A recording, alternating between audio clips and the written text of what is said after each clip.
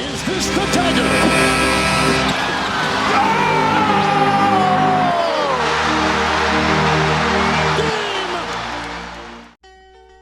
G'day guys, JB here coming at you with another review. This time for week 13 of the 2024-25 NBA season as things just start to tick along a little bit further. We're heading towards the end of January there. The All-Star break only about 3 weeks away, and there's no doubt there are going to be some players and some teams who are pretty keen to get on with the business on that one there. For others, it'll be a good little rest period, a good time to reboot and really set themselves in the final 30 games of the season. For others, it's going to be a really good spot there to get some injuries back or make a really late run for a play-in tournament. But we are almost to the end of January, so let's take a look at how things stand now. This is my review for week 13 of the 24-25 NBA season.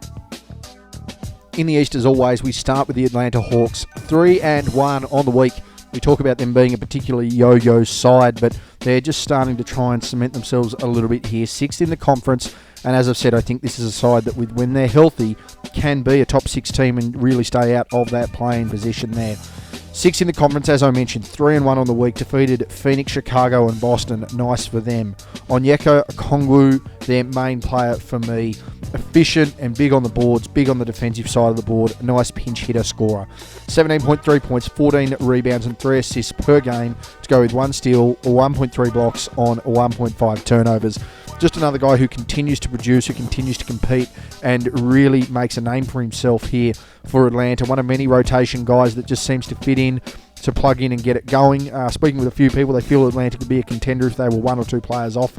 I don't think that's a bad assessment. I just think the guy they thought was going to win them a championship hasn't panned out the way it should have. Boston, 2-2 on the week, still sitting 2nd in the conference. Not a team that's doing a great deal, but there aren't a lot of teams doing a great deal to challenge them. They've got enough of a break to suggest that they can stay in that top 2, that at worst they're a top 3 team.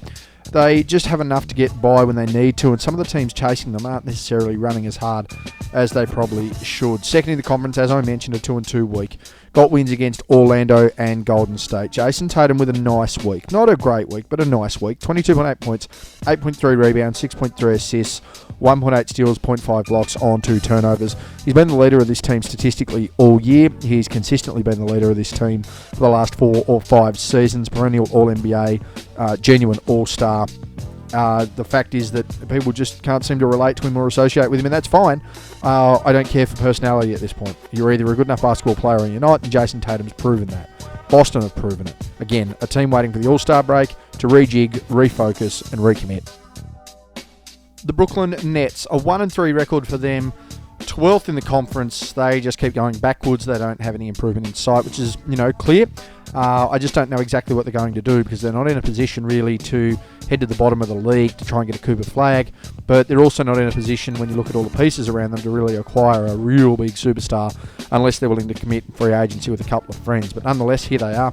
Got the win over Toronto. Jalen Wilson, their best player of the week, 12.3 points, 3.8 rebounds, 1.5 assists to go with 0.3 steals on 0.5 turnovers. So a nice week there for Wilson, but they're just not seeing any consistency anymore. One thing that I'll give Brooklyn earlier in the year is that even when they were getting beaten, even when they had opportunities, they didn't squander them. They tried to be competitive and they were producing, but they've got guys now that are out of contention for any selection across the league for awards, for individual awards. I think they've checked out. The All-Star break is just a nice little R&R for them to cap off the season, really.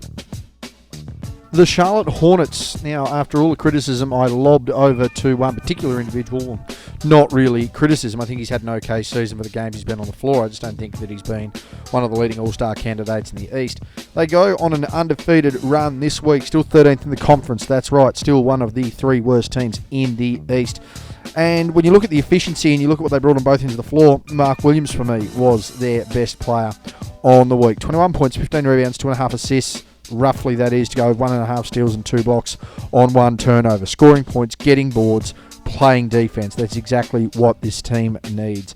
Nice little run there for the Hornets. Can't criticise them on that there. And I think LaMelo certainly had an impact on the week. But I do think that there does come down to the fact that you have to look at the efficiency of players, you have to look at the turnovers of players, and if a guy's going to be shooting close to that 39-40% mark from the field, you do have to take that into account. That's why I've got Williams as their player of the week. The Chicago Bulls, after a bit of a hot run to really push towards that top 8 in the East, really settle themselves in to play in contention, all but undid most of that work on the week. 5 games in 7 days, because everyone knows the NBA fixturing doesn't or should always allow for teams to have to play 5 games in 7 days. Saw them go 1 and 4, I should say, 5-game record there. And are now 10th in the conference and back into the shadow realm, which has seen them there for the last couple of seasons. They did defeat the Clippers, and Nikola Vucevic, their consistent best player again on the week, something he's done all throughout the season. For Vooch, 21.4 points, 12.6 rebounds, 4 assists to go, 1.6 steals, 0.6 blocks on 1.4 turnovers. Just when it looks like the Bulls are really starting to creep up and have a reason to maintain that core and potentially only make a couple of small adjustments, they go ahead and have a week like this as the trade period nears. Interesting times if you're a Bulls fan. Meanwhile, from a team that looks like it struggles constantly to find its place in the pecking order and certainly try and work out exactly where it sits in the league, whether it's a playing team or not, this is a team that's now trying to work out exactly how much of a 1 seed it's going to be. It's crazy to think, but right now the Cleveland Cavaliers are clearly the best team in the Eastern Conference, and with the way they're playing, they're clearly one of the 2 best teams in the league.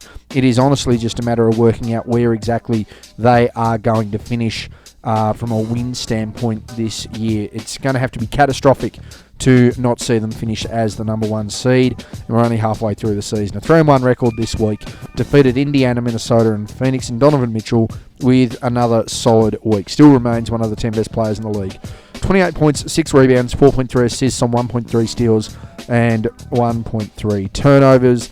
The Cavs just continue to produce 3 All-Stars on their team, a borderline 4th. Good basketball, good leadership, good results, good chance at a championship.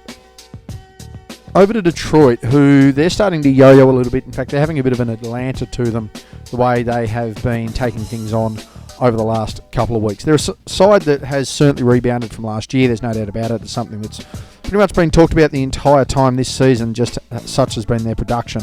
But the one thing you do need to factor in as well is they're going to have their slumps. This was essentially the slump that they were expected to have, and a lot of that came down to the fact that someone like a Cade Cunningham, poor shooting and 7 turnovers a game on the week. 9th in the conference, did get a win against Houston in a nice competitive game there, but Jalen Duren, for me, their best player.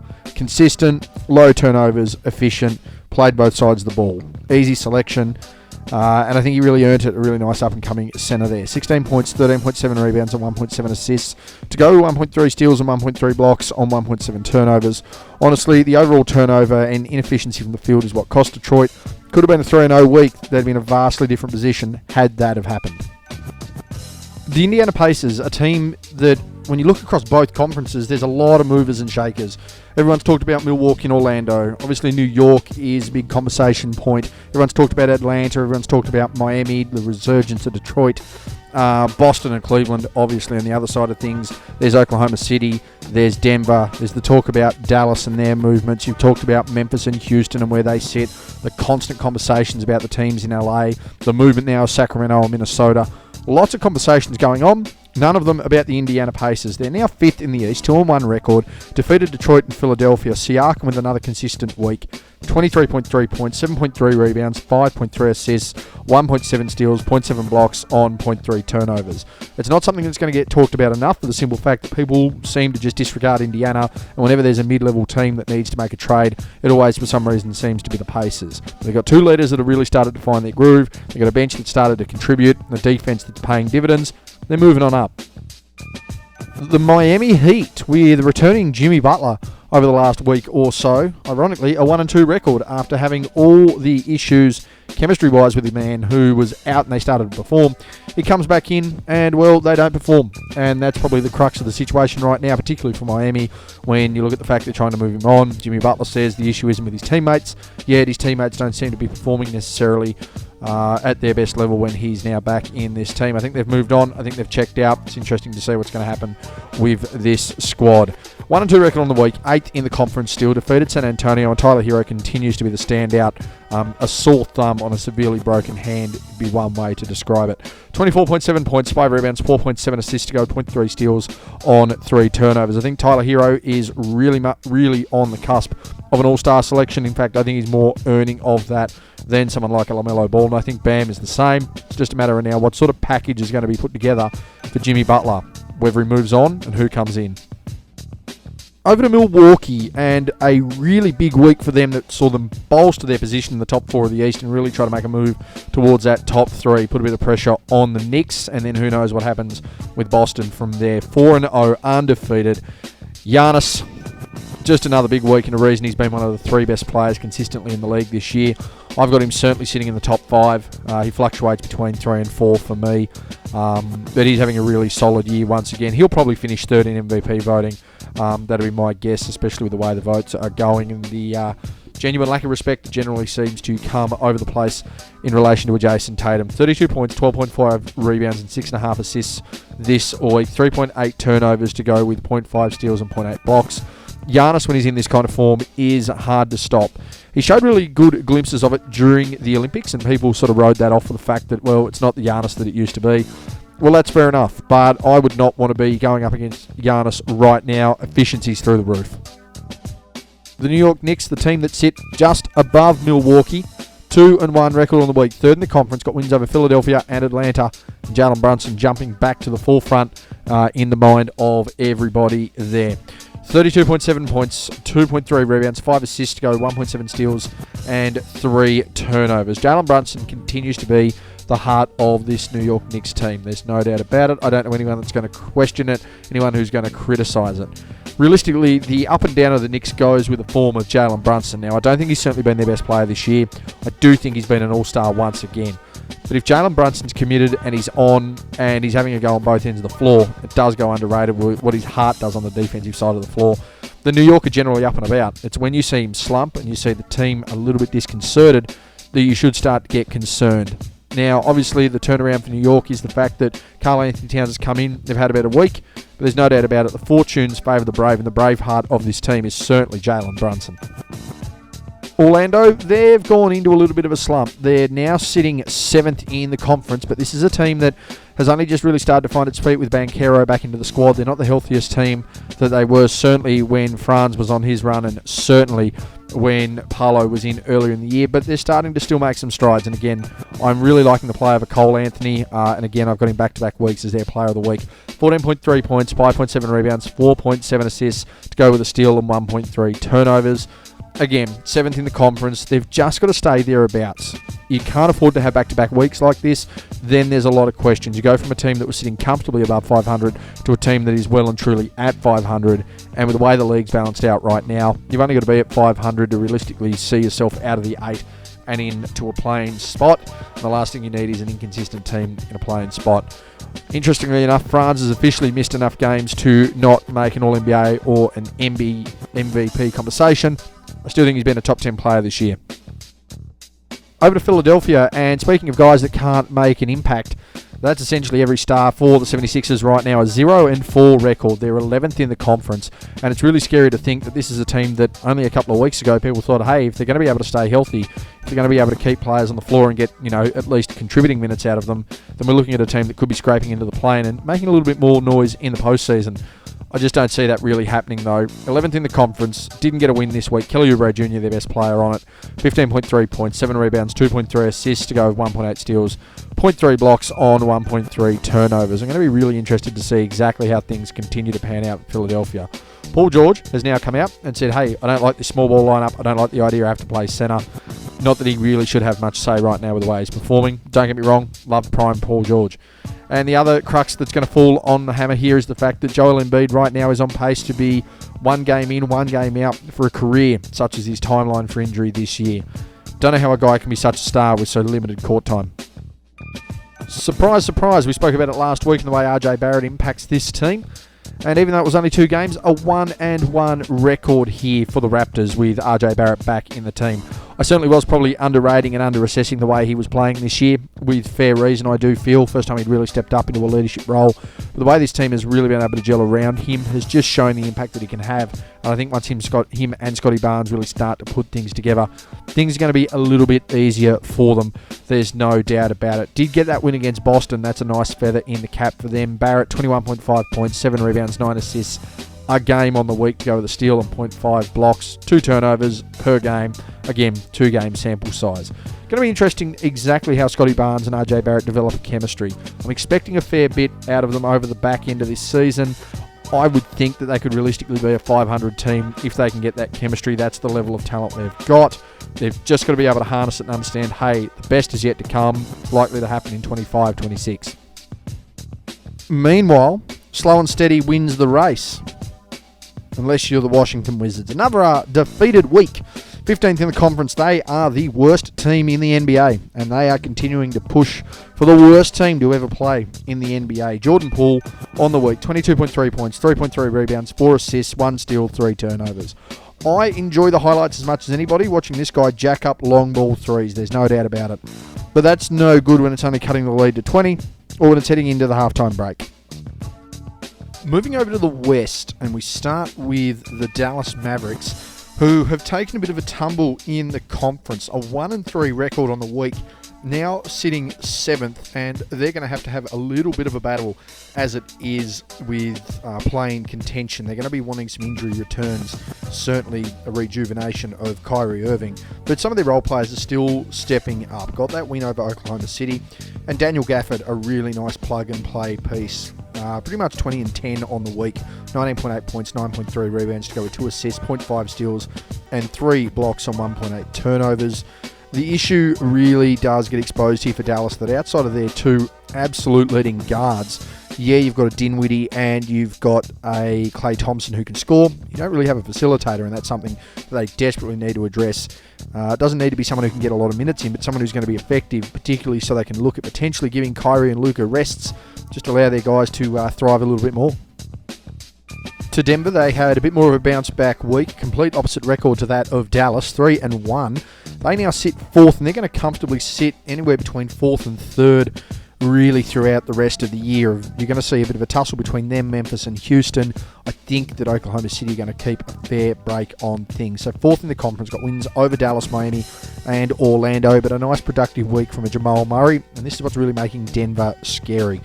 On the week over 4 games, Jamal Murray, 29 points, 3.8 rebounds, 5.5 assists, closer to 6 assists there at 5.8, 1.5 steals, 0.3 blocks on 2.8 turnovers. If you're going to get this level of production out of Jamal Murray every second week, or you're going to be able to consistently see him as a 20-point per game scorer, whilst you've got Russell Westbrook in this team, adding into the fact that Aaron Gordon's going to eventually get his, Michael Porter Jr. is going to get his, and you've got one of the 2 leading contenders for MVP running around having statistically his best season ever, that's where Denver becomes scary and where they can look to just prime themselves in the postseason. It's just a matter of maintaining that seeding. The Golden State Warriors, they're just sitting in a really interesting spot right now. There's more trade rumours going around and fake scenarios about this team trying to double up and get rid of some spots and players to essentially help Houston. Houston getting rid of some key rotational pieces to really bolster the Warriors. A lot of people seem to throw these trades around online and think that it's going to be beneficial for both sides. It never really is. Look at who's star-laden, who's got the resume on one side. You can generally see what way they want to advantage that. Currently 11th in the conference, then haven't been able to hold on in the top 8 for very much longer. 2-1 record on the week, though, did defeat Minnesota and Washington. Steph Curry, their leader, continues to be their best player. 25 points, 3 rebounds, 6 assists to go, 1.3 steals, 0.3 blocks on 1.7 turnovers, still remaining an all-star. But the hard thing with a player like Curry, we're going to see it a lot. It sort of gets exposed a bit more with Curry because he's not necessarily a media darling. But when guys like him go from an absolute zenith and have a bit of a drop, they don't go from an all-star, they go for not being very good. Curry to me is still an all-star. Over to Houston, the team that was mentioned in some of these trade talks during the week with the Golden State Warriors. They don't really need to worry about that too much because they're playing some really consistent ball. They're playing a nice brand of basketball and everyone's getting involved. Jalen Green in particular is getting involved, and to me he's been one of the 10 best players, well, certainly right in that argument, over in the Western Conference this year. I think he should be getting an all-star berth. I don't think he will get one, but I can argue that he's been as effective as an Evan Mobley and a Darius Garland and purely based on winning success, Houston, really, if you're going to look at it like that, they should have 2 All-Stars. Şengün being the other. Jalen Green, really nice week. 2-2 record for the Rockets as they defeated Denver and Portland. 26.8 points, 3.8 rebounds, 3.5 assists, 0.5 steals and 0.5 blocks on 3.5 turnovers. They've got a really solid defense behind them as well. So we're talking about all this really high effective offensive game that the Rockets are producing. You've got to look on the other side of the ball and exactly what they're doing defensively. That's ultimately what's keeping them in this game. That's ultimately what's keeping them contenders, and they could make a run to the Western Conference Finals. For the Clippers, they've started to find their mojo once again, and a lot of that is off the back of Kawhi Leonard returning to the team, being able to get a bit of a chemistry fit here and knowing that he can be effective without the ball in his hands. Certainly helps the fact that 3 guys have had a lot of the possession this year. Norman Powell being one of them, and the guy who's maintaining his all-star credibilities here. 3-1 record, they're 5th in the conference through 13 weeks of the season. Defeated the Nets, the Trailblazers and the Lakers, managing to get that advantage over the same building team there. Really nice effort by them. Norman Powell, again, continuing to maintain his all-star presence. Certainly hasn't been as on fire as he was to open the season, but certainly having some production and still having an impact on games. 22.5 points, 3 rebounds, 2 assists a game, with 1.8 steals and 2.3 turnovers. You are probably going to see his production drop. You're going to see a Zubac drop, and you're going to see a lot more of an inclusion of a Kawhi Leonard. It's a smart move. Kawhi right now starting to get towards 14 points a game on 49% through his first 5 games. Had a run this week of 21 on around 70% shooting. You've got to get the ball in efficient players' hands. Kawhi's one of them. For the Lakers, a 2-1 record, and they are still sitting in the top 6 right now. They've had a couple of moments where they've really dipped, a couple of moments where they've looked, unplayable, other times where they've had some really good athleticism on display, and spurts and moments that this Lakers team generally has rode the roller coaster of over the last few years. Defeated Miami and Brooklyn on the week. LeBron James, for me, their best player in that 2-1 record. 25.3 points, 5.7 rebounds to go with 9.3 assists, 2 steals, 1 block on 4 turnovers. The main conversation right now around the Lakers, as is always the case as we get towards the middle of February, the end of January, towards the trade deadline, is putting pieces around them to be a contender. Now, LeBron James and Anthony Davis feel that they are a contending team if they have a couple of moves around them. Look, I think it's pretty hard to deny the fact that they would not be contenders if they've got the pieces around them. But that happens to be the key, getting the pieces around them. It's happened once. They willingly blew it up because they didn't want to be patient with development. At this point, they need to be patient with development. I don't think they're going to get anything. The Memphis Grizzlies, 3-0 on the week, and a team that, for the last 2 years has been threatening to do something exciting. It's had a bunch of guys around them playing some solid role players, some solid minutes, being able to produce, but they just haven't had a healthy list. All of a sudden, Memphis, a healthy list, guys producing, playing their role, playing out of their skin, getting it done. 3-0 record, undefeated on the week, 3rd in the conference. Desmond Bain, consistently their best player over the last few weeks, had a hell of a month in January. 21.7 points, 5 rebounds, 7 assists, 2.3 steals, 0.3 blocks on well and truly less than 2 turnovers a game. The question does remain, who exactly is going to step up and step out the big moments for Memphis? But they've got so much talent and so much depth right now from a health standpoint, the ability to defend all areas of the ball, really cover the floor, and from a scoring standpoint, they're not lacking options, and even beyond scoring, able to actually run an offense. They've got everything ticking right now. They've just got to bide their time. They've just got to stay healthy. They've got to execute at the end of the season. Could be a smoky. The Minnesota Timberwolves, they just continue to fluctuate up and down. This is a team that looked like they were going to have a chance to really continue to break through and really make a bit of a run. They still may do that, but they certainly don't look like they're going to be doing that in the next couple of weeks. A 1-3 record, 9th in the conference, ironically defeated New York, where the big trade, of course, happened. When you're going to consider everything that's been going on with that team, not a bad result. Trying to get some runs on the board, though. Trying to get some points on the board. Get a couple of wins there. Anthony Davis, my lord. Anthony Edwards, 31 points, 7 rebounds, 4.3 assists, 0.5 steals, 0.8 blocks on 4.5 turnovers. We've seen some athletic play out of Anthony Edwards in the last couple of weeks. Ant seems to have been listening to the criticism that he's been having too many three-point shots, which is understandable. So he's starting to get to the rim, show off that athleticism, really attack the cup. The only issue there right now is the spacing and getting that rim running out of the way, because if he's going to attack the rim, you need the big guys out of there. They don't have a stretch like they did last year. It could be a concern. New Orleans, 4-0 on the week. A sentence that I actually didn't think at any point I was going to utter this year about the Pelicans. They're 14th in the conference. They're officially not the worst team in the West anymore. They're probably still sitting around that bottom 5 for teams, but the way their performance has been the last couple of weeks, I certainly can't fault it, particularly this week, undefeated. Trey Murphy, really, really nice week for him. 14.8 points, 6.8 rebounds, 3.8 assists, 2 steals, 1.5 blocks, less than a turnover.